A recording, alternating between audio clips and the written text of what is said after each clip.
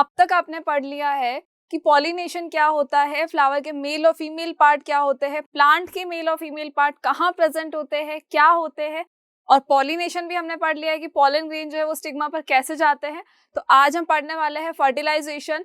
Fertilisation is what, कि हम लोगों को मेल और फीमेल का फ्यूजन करवाना है गमेट्स का। तो जो मेल और फीमेल पार्ट था प्लांट, वो फ्यूज कैसे होगा, कैसे वो नए फ्रूट बनाएगा, कैसे वो सीड्स प्रोड्यूस करेगा। तो आ जाइए, I Lavina Kumawat welcoming you all at score Shala. और आज हम पढ़ने वाले हैं फर्टिलाइजेशन इन प्लांट्स।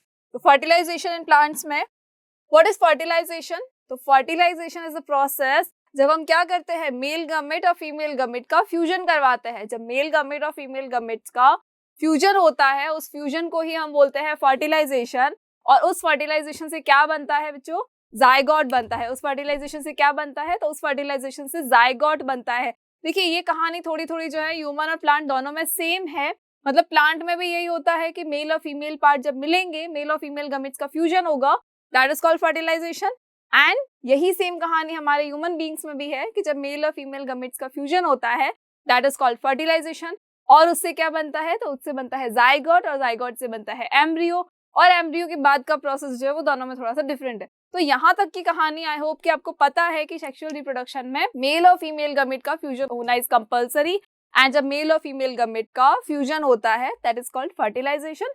और उस फर्टिलाइजेशन से क्या बनता है? तो उस फर्टिलाइजेशन से होता है जाइगोट का फॉर्मेशन। चलिए, तो fertilisation is the process of fusion of the male and female gametes which takes place in the embryo sac present in the ovule। तो ovules के अंदर embryo sacs होते हैं, और उस embryo sac के अंदर क्या होता है बच्चों? उस embryo sac के अंदर होता है fertilization। Now what is embryo sac, what is ovule, ये कहाँ प्रेजेंट होते हैं? तो भाई ovule तो हमने पता है कि जो फीमेल पार्ट होता है, फीमेल पार्ट के अंदर ओव्यूल्स प्रेजेंट होते हैं। कहाँ? In the ovary. जो हमारा नीचे का जो स्वोलन वाला पार्ट था, जो फूला हुआ सा बड़ा सा जो पार्ट था, उसके अंदर क्या होता है? छोटे छोटे जो डॉट्स हमने देखे थे, दैट वाज ओव्यूल्स। तो वो जो ओव्यूल्स थे उसी के अंदर क्या होते हैं? एम्ब्रियो सैक होता है बच्चों। और उस एम्ब्रियो सैक के अंदर क्या होता है? तो उस एम्ब्रियो सैक के अंदर फर्टिलाइजेशन होता है। चले, आफ्टर पोलिनेशन, हमने पोलिनेशन पढ़ा था। What was pollination? कि जो पोलन ग्रेन्स है उनका ट्रांसफर होता है कहाँ? स्टिग्मा पे। स्टिग्मा पे क्या होता है? पोलन ग्रेन्स का ट्रांसफर होता है, क्योंकि male gamete is pollen grains, because pollen grains के अंदर ही है मेल गमेट्स। पोलन ग्रेन क्या कर रहा है? मेल गमेट्स को के अंदर स्टोर करके रखा हुआ है, उसने छुपा के रखा हुआ है अभी उसने। तो वो जब स्टिग्मा पे जाएगा तो स्टिग्मा से क्या होगा? एक पोलन ट्यूब बनेगी, और पोलन ट्यूब से हम कहाँ चले जाएंगे? वो गमेट्स वो जाएंगे एग्स तक, because egg is a ovule के अंदर होता है। जो एम्ब्रियो सैक है उसी के अंदर एग भी होगा, जिसके अंदर क्या होता है? एग क्या है? फीमेल गमेट है। और जब दोनों का फ्यूजन होगा तभी तो होगा fertilisation. So after pollination, pollen grains germinate on the stigma by producing pollen tube। pollen grains क्या होते हैं? germinate होते हैं। pollen grains germinate होके क्या बनाते हैं? pollen tube बनाते हैं। अब ये जो पूरा प्रोसेस है, इस प्रोसेस को समझने के लिए उससे पहले हम ये देखते हैं कि भाई pollen grain जो होते हैं वो germinate कैसे होते हैं। हमने तो पढ़ा था कि seed germinate होते हैं। तो सीड जर्मिनेट हो रहे तो फिर पोलन ग्रेन कैसे जर्मिनेट हो रहे हैं? तो चलिए सबसे पहले हम क्या पढ़ेंगे? तो इन सबको फर्टिलाइजेशन को पढ़ने से पहले आपको कुछ स्ट्रक्चर्स बता रही हूँ, they are very important to you. जब उनको आप अच्छे से समझ जाएंगे तो आप फर्टिलाइजेशन भी बहुत इजीली समझ लेंगे। थोड़ा सा कॉम्प्लिकेटेड प्रोसेस हो सकता है, बट ये आपको बहुत इजी लगेगा जब आप इन स्ट्रक्चर्स को देख लेंगे। So first one is this, that is the structure of ovule and it is the structure of pollen grain. It is the structure of pollen grain. तो हम इन दोनों के बारे में पढ़ेंगे। जब ये दोनों आपको अच्छे से समझ में आ जाएंगे तो आपको फर्टिलाइजेशन भी बहुत इजी लगेगा, और उसके बाद आप फर्टिलाइजेशन को भी बहुत इजीली आप पढ़ लेंगे। So this is the structure of an ovule. Ovule कहाँ होता है? तो we have learned that a plant has a female part, that is pistil और carpel। पिस्टल और कार्पेल हमने नाम सुना था, फीमेल पार्ट था। तो फीमेल पार्ट के अंदर अगेन 3 पार्ट्स थे। The first part was stigma.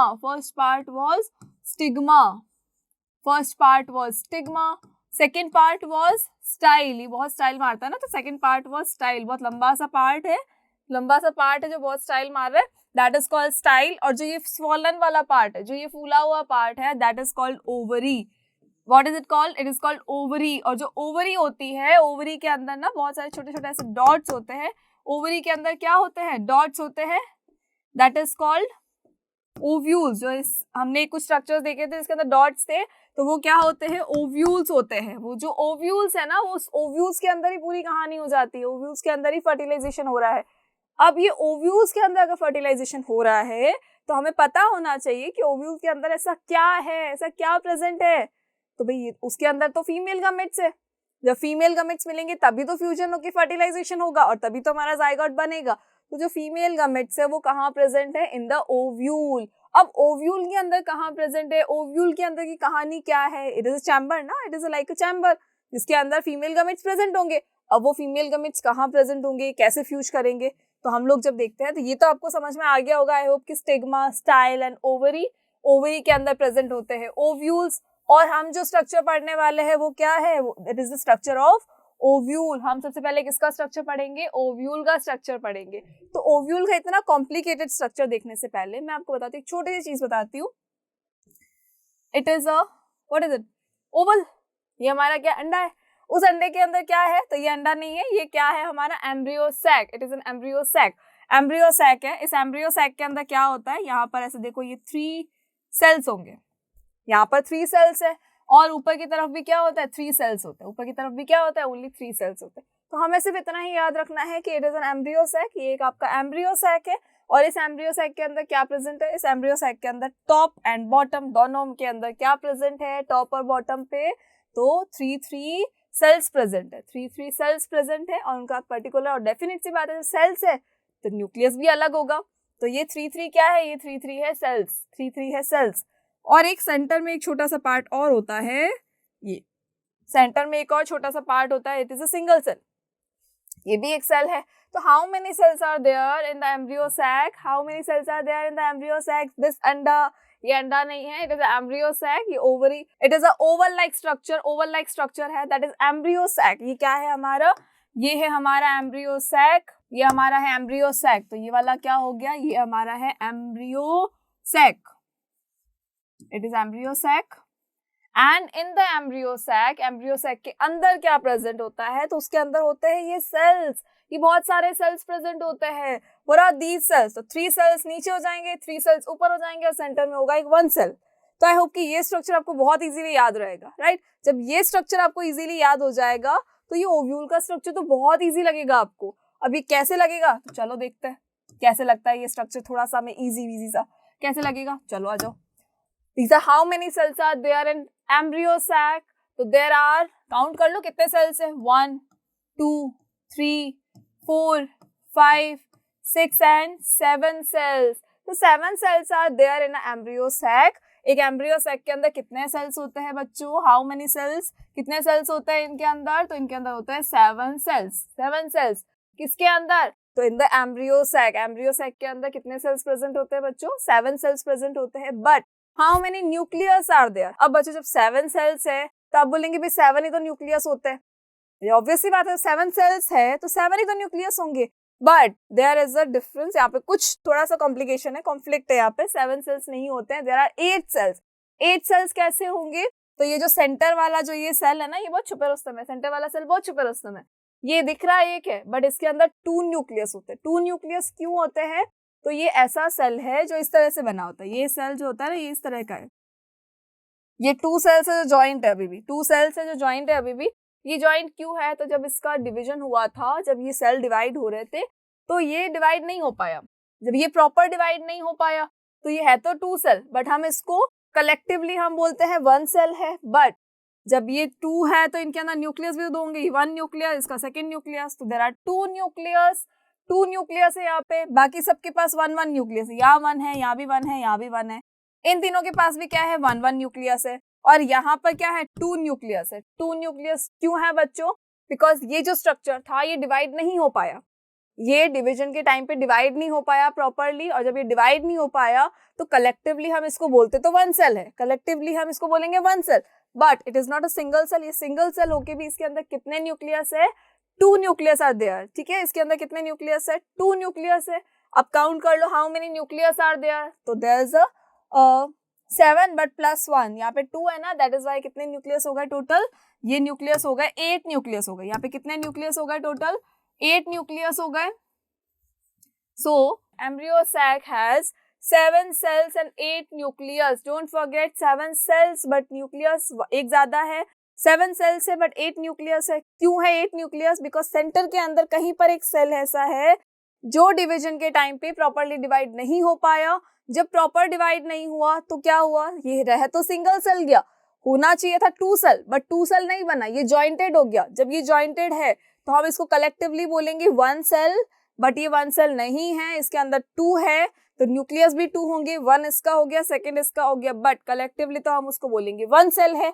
That is why embryo sac के अंदर कितने सेल्स प्रेजेंट होते हैं, 7 सेल्स प्रेजेंट होते हैं, बट न्यूक्लियस कितने प्रेजेंट है, तो 8 न्यूक्लियस प्रेजेंट है. अब हमने इतनी सारी ये कहानी क्यों पढ़ी है, तो ये कहानी हमने इसलिए पढ़ी है क्योंकि हम जब फर्टिलाइजेशन करेंगे तो ये जो स्ट्रक्चर है, सेंटर वाला जो स्ट्रक्चर है जो डिवाइड नहीं हो पाया, इसका एक बहुत बड़ा सा रोल है. तो वो जो बड़ा सा रोल है वो क्या है, वो तो हम आगे पढ़ेंगे, अभी हम नहीं पढ़ने वाले इसको, क्योंकि हमें उसको कॉम्प्लिकेटेड नहीं बनाना है. सो आई होप कि ये स्ट्रक्चर आपको समझ में आ गया होगा. Embryo sac is a oval like structure. It is like a chamber. इसके अंदर क्या प्रेजेंट होता है, तो उसके अंदर बहुत सारे सेल्स प्रेजेंट होते हैं. How many cells are there, तो there are 7 cells. And how many nucleus are there, so there are 8 nucleus. 7 cells and 8 nucleus. अब वो 7 सेल्स कैसे है, तो 3 cells at the bottom, 3 cells at the top and 1 cell in the center. और जो center वाला cell था वो डिवाइड नहीं हो पाया, इसको डिवीजन के टाइम पे प्रॉपर डिवीजन नहीं हुआ इसका. दैट इज वाई ये कलेक्टिवली 1 सेल है बट इसके अंदर 2 न्यूक्लियस होते हैं. दैट इज वाई जो एम्ब्रियो सैक है उसके अंदर टोटल ओवरऑल कितने न्यूक्लियस होंगे, तो उसके अंदर ओवरऑल जो है 8 न्यूक्लियस होंगे. सो आई होप ये स्ट्रक्चर आपको बहुत अच्छे से समझ में आ गया होगा. अगर ये स्ट्रक्चर आ गया है तो चलिए आ जाइए इसके ऊपर. स्ट्रक्चर ऑफ ओव्यूल, इसके अंदर भी आप देख रहे होंगे, आपको सेम कुछ ऐसा कुछ लग रहा होगा ना कि जो हमने अभी पढ़ा ऐसा कुछ है, सिमिलर लाइक स्ट्रक्चर है, कुछ है. क्या कौन है सिमिलर लाइक स्ट्रक्चर, ये जो सिमिलर स्ट्रक्चर है ये देखो, ये बीच के अंदर क्या है, it is a oval like structure. ये एक ओवल लाइक स्ट्रक्चर है. इसके अंदर भी देखो क्या है, 3 cells at the bottom, 3 cells at the top and there is 1 cell at the center. Center में 1 सेल है, 3 सेल्स टॉप पर है, 3 सेल्स बॉटम पर है. तो सिमिलर लगा ये स्ट्रक्चर भी. So it is an embryo sac. यही आपका एम्ब्रियो सैक है जो इस ओव्यूल के अंदर प्रेजेंट है. इस ओव्यूल के अंदर जो ये आपका सेंटर वाला पोर्शन है जो ओवल लाइक स्ट्रक्चर है, that is your embryo sac. ये आपका एम्ब्रियो सैक है जो हमने अभी पढ़ा था. There is 3 cells at the bottom, 3 cells at the top and 1 cell in the center. Now ये जो इतने सारे नाम है इसमें से आपको वो पढ़ने हैं जो आपके लिए इंपॉर्टेंट है. तो जो ये टॉप वाले जो ये सेल्स है, तो टॉप 3 सेल्स है, these are antipodal cells. Antipodal cells, जो ये टॉप वाले 3 सेल्स है, top cells, these are antipodal cells. Antipodal cells है, इनका नाम आपको याद रखना है. बट एंटीपोडल सेल्स का फर्टिलाइजेशन में रोल नहीं होता है. पर जब फर्टिलाइजेशन में रोल इनका नहीं है, पर इनका रोल कहाँ है ये मैं आपको बाद में अच्छे से बताऊंगी जब हम फर्टिलाइजेशन पढ़ेंगे. तो बट इनका एंटीपोडल सेल का अभी आपको ये याद रखना है कि ये जो एंटीपोडल सेल्स है इनका रोल फर्टिलाइजेशन में नहीं है, कहीं भी इनका रोल नहीं है. टॉप बॉटम के जो ये 3 सेल्स है, बॉटम के जो ये 3 सेल्स है, आई होप कि आपको विजिबल भी है, बहुत अच्छे से दिख भी रहे होंगे, बहुत अच्छे से समझ में भी आ रहे होंगे. So there are 3 cells. अभी जो बॉटम में जो ये 3 सेल्स है उनके अंदर जो सेंटर वाला सेल है, ये जो सेंटर वाला सेल है आपका, इस सेंटर सेल को बोलते हैं egg. Center cell is egg. ये जो सेंटर वाला सेल है it is egg, right. Center में जो सेल है इट इज एग. और जो साइड्स के 2 सेल्स है, ये जो साइड में इसके 2 सेल्स लगे हैं, these are synergids. These are synergids. ये जो 2 सेल्स है आपके, दीज आर सिनर्जिड्स. इनको हम कहते हैं सिनर्जिड्स. और ये क्या काम करते हैं, तो ये एग को प्रोटेक्ट करने का काम करते हैं. बिकॉज एग सेंटर में है तो जो साइड्स के अंदर जो ये सिनर्जिड्स होंगे वो क्या करेंगे, उस सेंटर वाले एग को क्या करेंगे, प्रोटेक्ट करने का काम करेंगे. Now egg is a haploid structure. Egg क्या है, हैप्लॉइड स्ट्रक्चर है. हैप्लॉइड स्ट्रक्चर का मतलब it has only 1 set of chromosomes. It has only 1 set of chromosomes, only n, single n है इसके पास में. अब जब सिंगल एन है तो भाई हम डबल एन कहाँ से लाएंगे, दूसरा एन कहाँ से लाएंगे, तो दूसरा एन हमें कहाँ से मिलेगा, एग को दूसरा एन कहाँ से मिलेगा, एग जिसके साथ फ्यूज होगा. तो एग किसके साथ फ्यूज होगा, मेल गमेट के साथ फ्यूज होगा. तो जो मेल गमेट है वो एन लेके आएगा, इसके पास भी एन है, दोनों जब मिलेंगे तो एक डिप्लॉइड सेल बन जाएगा. बट तब तक के लिए क्या है, ये एक हैप्लॉइड सेल है. It has only 1 set of chromosomes. That means it has 23 chromosomes, right. It has only 23 chromosomes. इसके पास 46 क्रोमोसोम्स अभी नहीं है। कहाँ से आएंगे बाकी के 23 क्रोमोसोम्स? तो जो आपका मेल गमेट है, जो पोलन ग्रेन के अंदर जो मेल गमेट्स है हमारे, वो लेके आएंगे N, वो लेके आएंगे 23 क्रोमोसोम्स। जब दोनों का फ्यूजन होगा तो 23 एग का, 23 आपके मेल गमेट का, प्लांट का जो मेल गमेट है उसका, दोनों जब ज्वाइन होंगे तो वो डिप्लॉइड स्ट्रक्चर बन जाएगा। जाइगोट जो बनेगा वो डिप्लॉइड बनेगा और वो 2n स्ट्रक्चर होगा जिसके अंदर 46 क्रोमोसोम्स प्रेजेंट होंगे। बट अभी के लिए इसके पास कितने क्रोमोसोम्स हैं? Only n, that is 23 chromosomes है। क्यों है? Because it has only one set of chromosomes. तो ये क्या हो गया? कौन सा स्ट्रक्चर है ये? It is N haploid structure, it is a haploid structure. ये क्या कौन सा स्ट्रक्चर है? ये हैप्लॉइड स्ट्रक्चर है। तो एग हो गया आपका हैप्लॉइड स्ट्रक्चर। अब ये जो एग है ये कहाँ प्रेजेंट है? तो ये एम्ब्रियो सैक के अंदर, देखो एम्ब्रियो सैक के अंदर जो ये सेंटर वाला है, नीट बॉटम के अंदर जो सेंटर वाला सेल है that is the egg cell. और जो पास वाले हैं वो क्या है? They are synergids, they are synergids. Synergids क्या काम कर रहे हैं? ये इनको एग को प्रोटेक्ट करने का काम कर रहे हैं, राइट। चलो अब हम आ जाते हैं सेंटर वाला जो सेल था हमारा। सेंटर वाला हमारा सेल कौन सा था? तो सेंटर वाला सेल क्या है? That is polar nuclei. Polar nuclei जो डिवाइड नहीं हुआ था, याद करो अभी बताया था, एक स्ट्रक्चर जो इस तरह का स्ट्रक्चर था उसके अंदर 2 न्यूक्लियस है। 1 न्यूक्लियस इस सेल के पास है, सेकेंड न्यूक्लियस इस सेल के पास है। बट जो ये 2 न्यूक्लियस है ये कलेक्टिवली इस हम सेल को 1 सेल ही कहेंगे। क्यों कहेंगे? तो डोंट फॉरगेट कि जब ये डिवाइड हो रहे थे तो डिवीजन के टाइम पे ये प्रॉपरली डिवाइड नहीं हो पाया, और जब ये प्रॉपर डिवीजन नहीं हुआ इसका तो ये कलेक्टिवली एक सिंगल सेल ही रह गया। होने चाहिए थे 2 सेल्स बट नहीं हुए, ये जॉइंट है, अभी भी एक जैसे जॉइंट है। जहाँ ये जॉइंट है वहाँ हम उनको बोलेंगे 1 सेल, बिकॉज कलेक्टिवली हम इनको 1 सेल कह रहे हैं, बट इट हैज 2 न्यूक्लियस। ठीक है, चलिए now it is called polar nuclei. What is it called? It is called polar nuclei. क्या कहते हैं हम इसको? हम बोलते हैं पोलर न्यूक्लियाई। पोलर न्यूक्लियाई कहते हैं इनको। और polar nuclei most important part है, इसको भी नहीं भूलना है। इसका रोल भी है फर्टिलाइजेशन के अंदर, इसका रोल भी है फर्टिलाइजेशन में। तो अभी हमने कौन कौन से पार्ट्स पढ़े? हमने 3 पार्ट्स पढ़े। एक हमारे पास है एम्ब्रियो सैक। एम्ब्रियो सैक के अंदर हमारे पास क्या है बच्चों? तो टॉप के अंदर 3 सेल्स है, बॉटम में भी 3 सेल्स है, राइट। ऊपर की जो 3 सेल्स है these are antipodal cells, these are antipodal sales.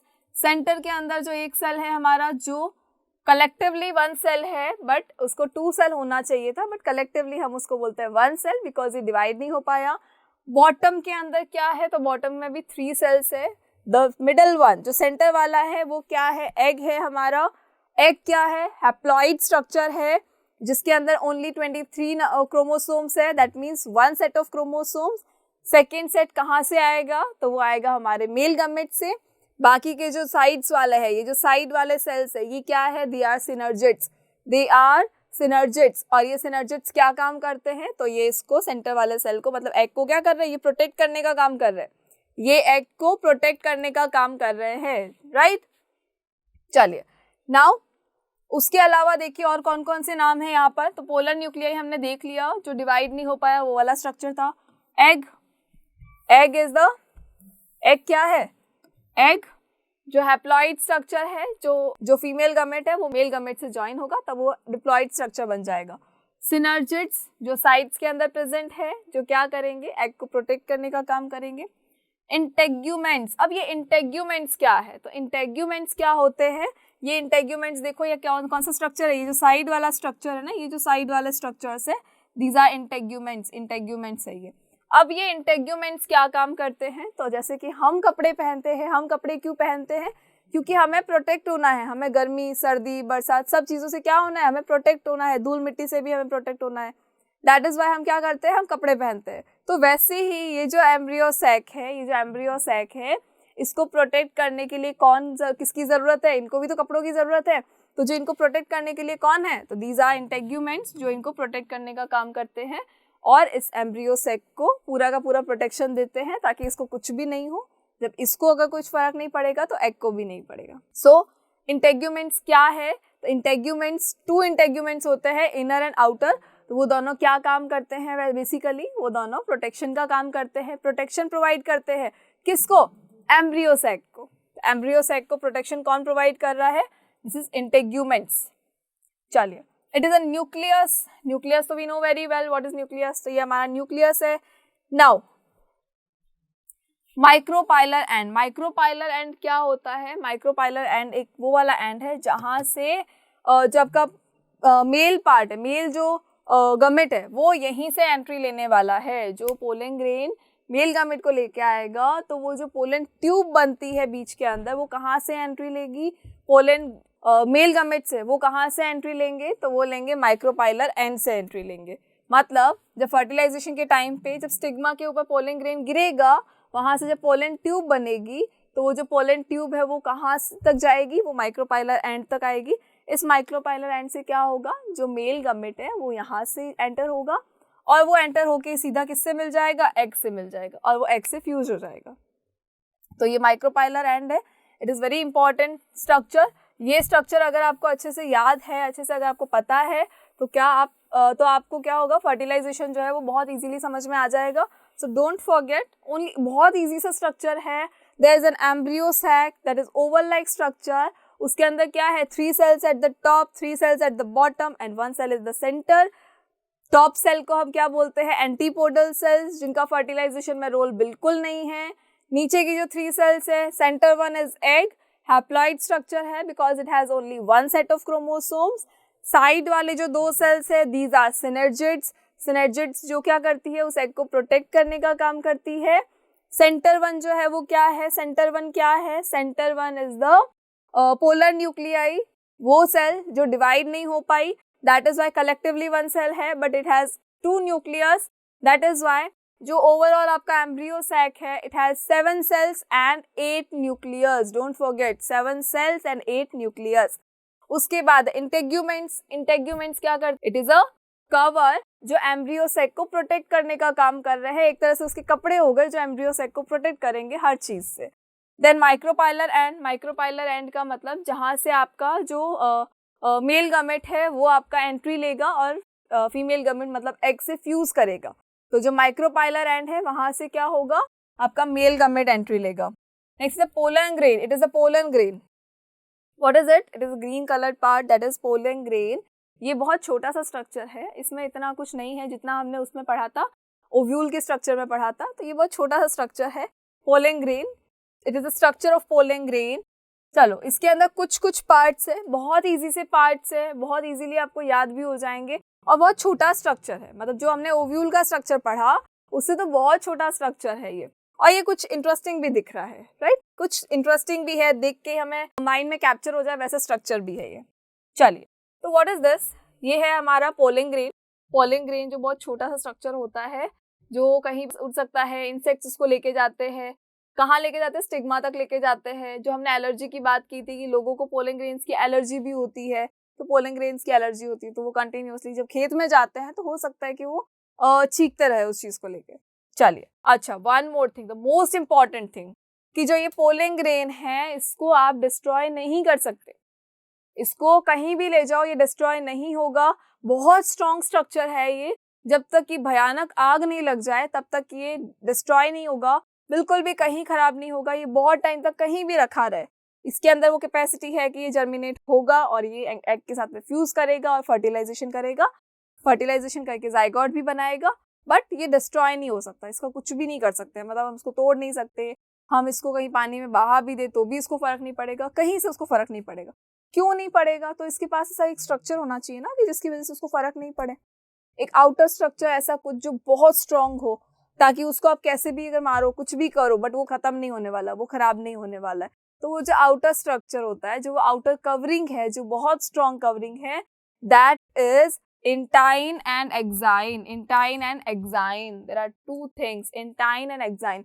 इन मतलब अंदर है, एक्साइन है, एक्स मतलब बाहर की साइड है. तो ये तो बहुत ईजी है याद करना. But there are two layers, that is intine and exine. Exine is the outer layer and intine is the inner layer which protects the pollen grain. क्या करती है वो? pollen grain को प्रोटेक्ट करने का काम करती है. कौन कौन सी लेयर्स है? तो intine और exine है. intine means inner layer, exine means outer layer. चलिए, तो these are two layers जो pollen grain को प्रोटेक्ट करेगी और ये बहुत स्ट्रॉन्ग कवरिंग होती है. ये बहुत ज्यादा स्ट्रॉन्ग कवरिंग होती है और इतनी स्ट्रॉन्ग होती है कि pollen grain खत्म नहीं हो सकता. pollen grain को आप नुकसान नहीं पहुंचा सकते. तो पोलन ग्रेन इजीली जो है वो खत्म होने वाली चीज नहीं है, ज्यादा इसको नुकसान भी नहीं पहुंचाया जा सकता है। चलिए नाउ जनरेटिव न्यूक्लियस जो जनरेटिव सेल के अंदर होता है, जनरेटिव जो जनरेट करता है, नाम से ही पता चल रहा है हमें। जनरेटिव न्यूक्लियस या जनरेटिव सेल कौन सा सेल है? जो जनरेट कर रहा है, क्या करेगा वो? फर्टिलाइजेशन में हेल्प करेगा। और यही वो मेल गैमेट है जो जाके किससे मिलने वाला है? एग से फ्यूज होने वाला है ये। अब ये जो सेल है, ये जो जनरेटिव सेल है, ये सेल क्या होता है? ये भी कौन सा स्ट्रक्चर है? It is also haploid structure. ये भी कौन सा स्ट्रक्चर है? ये है हैप्लॉइड स्ट्रक्चर। हैप्लॉइड स्ट्रक्चर क्यों है? Because it also has only one set of chromosomes. It has 23 chromosomes. जब ये एग के साथ फ्यूज होगा तो दोनों के 23 मिलके हो जाएंगे 46, N और N मिलके भी हो जाएंगे 2N, बट तब तक के लिए ये दोनों क्या है? हैप्लॉइड स्ट्रक्चर है। तो जनरेटिव सेल जो है वो भी क्या है? हैप्लॉइड स्ट्रक्चर है। It has only a single N, it has only one set of chromosomes. और नाम से आपको याद रखना है जनरेटिव सेल है, दैट मीन्स जनरेट करेगा। और जनरेट किसको करेगा? तो एग के साथ फ्यूज होके जाइगोट को जनरेट करेगा। चलिए उसके बाद है वेजिटेटिव न्यूक्लियस। वेजिटेटिव न्यूक्लियस का वैसे यहाँ कोई रोल नहीं है, उसका फर्टिलाइजेशन में रोल नहीं होता है, बट इसका बहुत इंपॉर्टेंट रोल है। इसके बिना फर्टिलाइजेशन पॉसिबल भी नहीं है। क्यों नहीं है? तो ये क्या काम करता है? ये आपकी जो पोलन ट्यूब होती है, जो पोलन ट्यूब हमने पढ़ी थी, कहाँ पढ़ी थी हमने? याद करो, एक छोटी सी पोलन ट्यूब लाइक स्ट्रक्चर हमने बोला था कि यहाँ कहीं पे पोलन ट्यूब होती है जो क्या करती है? मेल सेल और फीमेल सेल को ज्वाइन करने का काम करती है। और वो कहाँ होगी? जब पोलन ग्रेन आपका यहाँ आ गया, ये पोलन ग्रेन यहाँ आ गया सपोज आपका, तो यहाँ से एक पोलन ट्यूब बनेगी और जो जाएगी आपके एग तक। एक पोलन ट्यूब बनेगी जो आपके एग तक जाएगी और उसी पोलन ट्यूब के अंदर आपके जो ये जनरेटिव सेल्स है वो उसके अंदर से होके एग तक पहुंचेंगे। तो जो ये पोलन ट्यूब है, पोलन ट्यूब किसकी हेल्प से बनती है? तो पोलन ट्यूब बनती है वेजिटेटिव न्यूक्लियस की हेल्प से बनती है। इसको कैसे ग्रो करना है, इसको कितना ग्रो करना है, वो सारा कौन देखने वाला है? कौन उसको मॉनिटर करने वाला है? तो vegetative nucleus is the one जो पोलन ट्यूब को मॉनिटर करेगा, पोलन ट्यूब को कंट्रोल भी करेगा कि पोलन ट्यूब को कितना ग्रो होना है, कैसे ग्रो होना है, वो सारा का सारा यही देखेगा। Next is germ pore. Germ pore वो वाला पोर है, वो पोर्शन है जहां से पोलन ट्यूब जो जर्मिनेट होना शुरू हो जाएगी। जर्म पोल है, दैट मीन्स जर्मिनेशन होगा। अब जर्मिनेशन किसका हो रहा है? तो पोलन ट्यूब का जर्मिनेशन होगा। तो जब ये पोलन ट्यूब हमने देखी थी, उस पोलन ट्यूब का जर्मिनेशन कहाँ से होने वाला है? तो वो होने वाला है जर्म पोर से। उस पोलन ट्यूब को कंट्रोल कौन करने वाला है? कितना पोलन ट्यूब जो है ग्रो होगी, ज्यादा होगी, कम होगी, कितनी लंबी जाएगी, कहाँ से उसको एंट्री लेनी है, वो सारा पार्ट कौन देखेगा? तो वो सारा पार्ट देखेंगे vegetative nucleus. Vegetative nucleus is the one जो ये पोर्शन देखेगा। And then generative cell. Generative cell is a cell that is the haploid structure. Haploid means only N. It has only one set of chromosomes. It has 23 chromosomes only. जो जब egg के साथ जब ये fuse होगा तो दोनों के 23 मिलके क्या हो जाएंगे? 46, और वो बनाएंगे 2N structure. And 2N structure means diploid structure. But तब तक के लिए ये क्या है? It is a haploid structure. ये हैप्लॉइड स्ट्रक्चर है आपका जिसके पास only one set of chromosomes है। चलिए जनरेटिव न्यूक्लियस जो जनरेटिव सेल के अंदर प्रेजेंट होता है। Then exine and intine, what are they? They are the covering of the pollen grains. उनके जो कपड़े हैं, उनकी जो कवरिंग है, उनका जो प्रोटेक्शन पॉइंट है, that is exine और intine. Intine is the inner layer, exine is the outer layer. दोनों क्या करती है? तो ये एक स्ट्रॉन्ग कवरिंग है जो पोलन ग्रेन को प्रोटेक्ट करने का काम करती है और उसको प्रोटेक्शन देती है। चलिए नेक्स्ट इज फर्टिलाइजेशन। तो ये फर्टिलाइजेशन के लिए हमने क्या फॉर्म करा हुआ है? This is the female part. This is the female part, that is stigma, then style and then ovary. तो ये तो आपको क्लियर है कि ये स्टिग्मा है, ऊपर वाला पोर्शन जो होता है that is stigma, then it is style, and style के बाद ये नीचे क्या है? ये it is the ovary. Ovary. अब फर्टिलाइजेशन होता कैसे है? तो फर्टिलाइजेशन कैसे होगा बच्चों कि जब हमने बोला पोलन ग्रेन जो है वो उड़ के कहाँ जाएगा? वो जाएगा स्टिग्मा पे। पोलन ग्रेन उड़ के कहाँ जाएगा?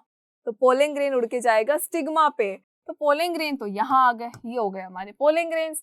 अब ये पोलन ग्रेन्स जब आ गए तो पोलन ग्रेन जो है खुद डायरेक्टली अंदर नहीं जाएंगे। पोलन ग्रेन्स खुद डायरेक्टली अंदर नहीं जाएंगे। तो हमने उस पोलन ग्रेन के अंदर देखो एक जर्म पोर पढ़ा था। पोलन ग्रेन के अंदर हमने एक जर्म पोर पढ़ा था।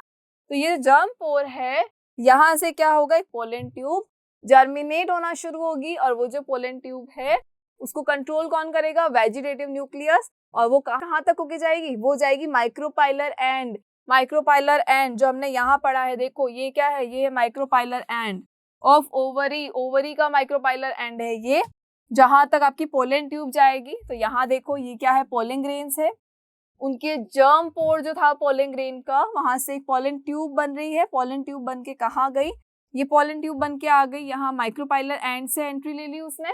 अब इसके अंदर देखो ये 2 सेल्स है, 2 जो डॉट्स नजर आ रहे होंगे आपको, ये 2 डॉट्स, ये क्या है, ये 2 डॉट्स क्या है, 2 डॉट्स किसके है ये, तो ये जो 2 डॉट्स है ये क्या है आपके, these are the sperm nuclei, these are the sperm nuclei, these are the male gametes, 2 male gametes है। और वो 2 मेल गमेट्स क्या होंगे, इस पोलन ट्यूब से जाएंगे सीधा माइक्रोपाइलर एंड तक, और माइक्रोपाइलर एंड तक जाने के बाद किसके अंदर आ जाएंगे, एम्ब्रियो सैक के अंदर आ जाएंगे, एम्ब्रियो सैक के अंदर आ जाएंगे।